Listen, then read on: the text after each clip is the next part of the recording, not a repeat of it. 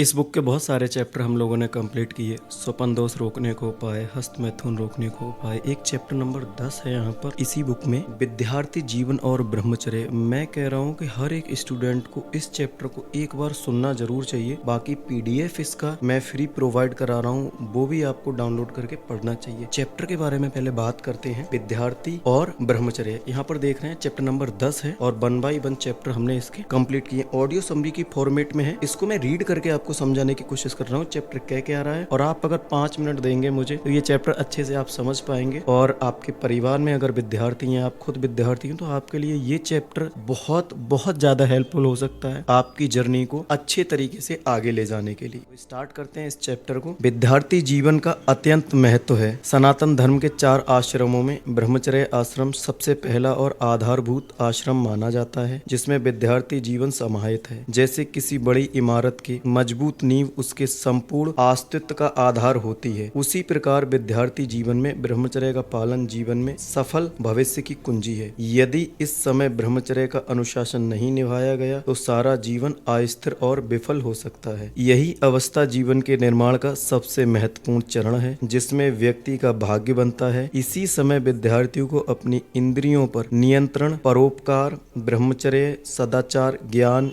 विद्या और विभिन्न कलाओं का प्रशिक्षण दिया जाता है। मतलब विद्यार्थी जीवन में ही आप अपने इन सारी कलाओं पर मजबूती से पकड़ बना सकते हैं। इसीलिए इस अवधि को गहन समझ और जिम्मेदारी के साथ निभाना आवश्यक है। यही विद्यार्थी जीवन की सच्ची महत्ता है। एक संस्कृत का श्लोक भी है, चित्तायान्त निर्णाम शुक्रम शुक्रयान चा जीवतम तस्मात् शुक्रम मनस्य चैव रक्षणीयम प्रयतनता। अर्थात मनुष्य का वीर्य उसके चित्त यानी मन के नियंत्रण में होता है और इसी वीर्य के द्वारा जीवन स्थिर रहता है। इसलिए मन और वीर्य दोनों की सावधानी पूर्वक रक्षा करना अत्यंत आवश्यक है। विद्यार्थी अवस्था में बच्चों को विशेष देखभाल की जरूरत होती है, क्योंकि इस समय जो संस्कार और आदतें बनती हैं वे जीवन भर स्थायी रह जाती हैं। प्राचीन काल में बच्चों को गुरुकुल भेजा जाता था, जहाँ वे केवल सामान्य विषय ही नहीं बल्कि अर्थशास्त्र, नीति शास्त्र, आयुर्वेद, दर्शन शास्त्र, शारीरिक शिक्षा, योग और आध्यात्मिक ज्ञान भी प्राप्त करते थे। ऐसी शिक्षा से उनका चरित्र संपूर्ण रूप से निर्मित होता था। प्रत्येक विद्यार्थी पवित्र भावनाओं से ओतप्रोत होता था और धार्मिक शिक्षा के साथ साथ योग, प्राणायाम, आसन तथा सदाचार की जानकारी रखता था। ये गुरुकुल में होता था। और आज भी अगर आप गुरुकुल के बारे में पढ़ेंगे तो आपको ये पता लगेगा गुरुकुल की शिक्षा में और आधुनिक शिक्षा में बहुत विशेष अंतर भी है। उस समय के विद्यार्थियों में विनय, आत्मसंयम, आज्ञा पालन, सेवा भावना, आत्मसमर्पण, सुशील व्यवहार, नम्रता, करुणा और मुमुक्षुता जैसे गुण पूर्ण रूप से विकसित होते थे। वर्तमान समय के विद्यार्थियों में आधुनिक शिक्षा के कारण बहुत प्रकार की दूषित प्रवृत्तियां आ गई हैं। वे आधुनिक शिक्षा के साथ साथ आध्यात्मिक शिक्षा नहीं मिलने के कारण में अपने मन को किसी योग्य नहीं बना पाते। बाल्य अवस्था से ही उनमें कुसंस्कारों के प्रभाव पड़ जाते हैं। अज्ञानतावश वे उसी कुसंस्कारों से बुरे व्यसनों के अभ्यासी बन जाते हैं। विद्यार्थी जीवन में ही शिक्षा के साथ उन्हें अनेक दुर्गुण प्राप्त हो जाते हैं। बचपन में ही उनके पतन की नींव पड़ जाती है और वे बड़े होकर गृहस्थी के लायक ही नहीं रह पाते हैं। यह बात पूर्ण रूप से देखी जा सकती है कि आधुनिक शिक्षा प्राप्त करके जो शिक्षित हुए हैं उनकी अपेक्षा अशिक्षित लोग संयमी, सदाचारी, ब्रह्मचारी, स्वस्थ तथा चतुर विवेकी होते हैं, क्योंकि आज के शिक्षा प्रणाली इस प्रकार की है कि बच्चों में इन सब सद्गुणों का विकास ही नहीं कर सकती। प्राचीन काल में गुरुकुल एवं विद्यालयों में शिक्षा का उद्देश्य छात्रों को न केवल ज्ञान प्रदान करना था बल्कि उन्हें नैतिक मूल्यों, अनुशासन और जीवन के लिए तैयार भी करना था। इसके विपरीत आज के स्कूलों में पढ़ने वाले विद्यार्थियों को आत्मसंयम, ब्रह्मचर्य के विषय में कुछ भी जानकारी नहीं है। विलासी जीवन और सभी प्रकार की अनुकूलता का बचपन से ही आरंभ हो जाता है। इसलिए अभिमान, धृष्टता और आज्ञा भंग आदि दुर्गुण कूट कूट कर भरे रहते हैं। सुंदर आकर्षित वस्त्र, अवच्छय भोजन, कुसंगति, गंदी फिल्में देखना तथा पाश्चात्य रहन सहन के कारण वे दुर्बल हो गए हैं। आप समझने की कोशिश कर रहे होंगे बुक में जो बातें समझाई गई हैं वो हमारी डेली लाइफ से भी रिलेट हो रही हैं। जिनके ऊपर देश का भविष्य निर्भर है वही बच्चे ऐसे हो गए हैं कि स्वयं ठीक से खड़े रहने सहने में भी असमर्थ हैं और इन सब का कारण है ब्रह्मचर्यहीनता। अतः आवश्यकता है बचपन से ही विद्यार्थियों को भौतिक विद्या के साथ या अध्यात्म विद्या अर्थात ब्रह्मचर्य, आत्मसंयम, सदाचार, योग आदि की शिक्षा देने की, जिससे way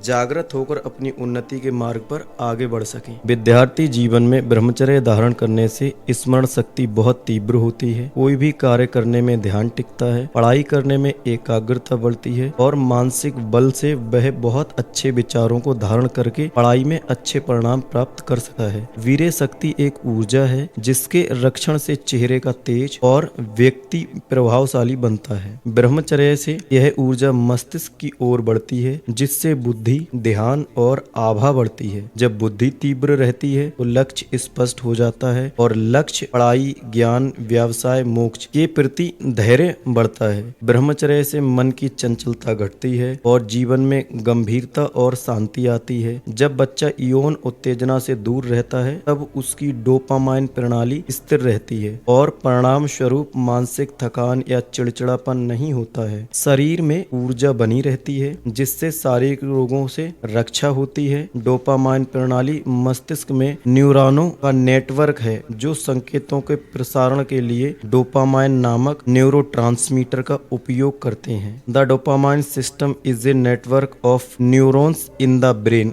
that utilise dopamine a neurotransmitter to transmit signals. इन सभी बातों को ध्यान में रखते हुए प्रत्येक व्यक्ति को चाहिए कि वह अपने बच्चों को ऐसी शिक्षा प्रदान करे जिससे वे विद्यार्थी जीवन में ही दृढ़ संकल्प के साथ ब्रह्मचर्य का पालन कर अपने उद्धार का मार्ग प्रशस्त करें। ब्रह्मचर्य ही पूर्ण उद्धार का साधन है, इसके अलावा कोई मार्ग नहीं है। जो व्यक्ति अपने बिंदु की रक्षा करता है, बिंदु शब्द यहाँ पर वीर्य की रक्षा करता है, वह सप्त सिंधु को भी अपनी मुट्ठी में समेट सकता है। पूरे संसार में ऐसी कोई भी वस्तु नहीं है जिसे ब्रह्मचारी प्राप्त न कर सके। और आप तो बात करते हो एक एग्जाम निकालने की, एक सरकारी नौकरी प्राप्त करने की। अगर ब्रह्मचर्य में रहोगे तो फोकस के साथ वो सारी चीजें हो जाती हैं जो आपने अपने मन में ठानी है। अब यहाँ पर कुछ नियम है, इनको भी डिस्कस करेंगे। विद्यार्थी जीवन में ब्रह्मचर्य धारण करने के प्रमुख लाभ। नंबर 1, स्मृति शक्ति और एकाग्रता बढ़ता है। स्मरण शक्ति और एकाग्रता बढ़ाता है। ब्रह्मचर्य से मानसिक ऊर्जा सुरक्षित रहती है जिससे पढ़ाई में ध्यान लगता है और स्मरण शक्ति तीव्र होती है। नंबर 2, शारीरिक और मानसिक स्वास्थ्य अच्छा रहता है। वीर्य की रक्षा से शरीर में ओज, तेज और बल बना रहता है जिससे थकान नहीं होती और उत्साह बना रहता है। नंबर 3, लक्ष्य के प्रति स्थिरता आती है। जब मन वासना से मुक्त होता है तो पढ़ाई और जीवन के लक्ष्य पर ध्यान केंद्रित करना आसान हो जाता है। चरित्र निर्माण होता है। संयमी विद्यार्थी समाज में सम्मान प्राप्त करता है और जीवन भर श्रेष्ठ नैतिकता को अपनाता है। आध्यात्मिक विकास में सहायक। ब्रह्मचर्य आत्मबल और आत्मचिंतन की नींव है जो व्यक्ति को भीतर से सशक्त बनाता है। ब्रह्मचर्य के लाभ कौन कौन से क्षेत्रों में है? पहले लाभ के क्षेत्र में बात करेंगे तो फिर पढ़ाई में कौन कौन से लाभ है? एकाग्रता, याददाश्त और समझने की शक्ति में वृद्धि। स्वास्थ्य, हमारे स्वास्थ्य में क्या क्या लाभ हो सकते हैं ब्रह्मचर्य से? ऊर्जा, तेज और रोग प्रतिरोधक क्षमता में सुधार। आपकी रोग प्रतिरोधक क्षमता भी बढ़ती है ब्रह्मचर्य से। मनोबल यानी आत्मविश्वास, संयम और साहस की वृद्धि। खुद में आत्मविश्वास आ जाएगा, संयम, साहस रहेगा, मैं कर जाऊंगा इस काम को, ऐसा कॉन्फिडेंस आपके मन में आएगा। आत्मिक प्रगति यानी ध्यान, शांति और भीतर से संतोष की अनुभूति। मन शांत हो जाता है, फोकस हो जाते हैं और अंदर आपके एक संतोष रहता है, एक खुशी रहती है, एक संयम रहता है। सामाजिक जीवन, मर्यादित व्यवहार, सम्मान और प्रेरणा स्रोत बनाना। समाज में भी आपको सम्मान, व्यवहार, इन सारी चीजों में मदद होती है। तो क्यों ना वीर्य की रक्षा की जाए, इस बुक को पढ़ा जाए, इसको डाउनलोड किया जाए मेरी टेलीग्राम से, फ्यूचर ज्ञान से। बाकी मैंने पिछले 9 चैप्टर की भी समरी बनाई है, उसको भी आप सुनना। ये 10वां चैप्टर बहुत डिफरेंट तरीके से रिकॉर्ड किया है। आप लोगों में से कई ऐसे भाई होंगे जो पहले से सुन रहे होंगे, तो मुझे ये बताना ये वाला तरीका अच्छा था या वो वाला ऑडियो वाला तरीका अच्छा था। हालांकि ये तो फुल्ली रिकॉर्डेड जा रहा है, बहुत ज्यादा मेहनत करनी पड़ती है। आप देख रहे हो पसीने में नहा रहा हूँ सिर्फ ये ज्ञान आप तक पहुंचाने के लिए, और इसके सच में बहुत ज्यादा ढेरों फायदे हैं। खुद को स्ट्रॉन्ग एंड बलवान बनाओ, मजबूत करो अपने आप को। ये आपके लिए आज के टाइम पे बहुत ज्यादा जरूरी हो गया है। हर इंसान किसी न किसी तनाव में, किसी न किसी चिंता में, किसी न किसी दुख में डूबा हुआ है। वहीं अगर आप खुद को मजबूत बनाने की कोशिश कर रहे हो, आप रोओगे नहीं, आप टूटोगे नहीं, आप हारोगे नहीं, आप जीत जाओगे। जय श्री राम, हर हर महादेव।